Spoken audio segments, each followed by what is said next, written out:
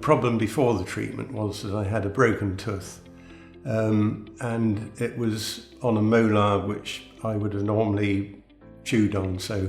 it couldn't be left as it was, and I was hoping that they may have been able to do a repair or a filling or something, but unfortunately it was past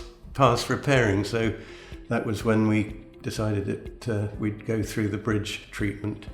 When I had the bridge done, of course, it gave me the chance of alternating between both sides for eating food, which made it much more comfortable. Paul, who treated me, was a dentist who I'd seen a number of times before, and I was always very happy with the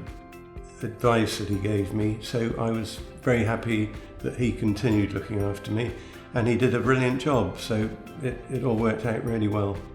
I was explained and taught through not only the bridge work, but alternatives if I didn't choose to go down that route. So in the end I chose the bridge route, but it was very well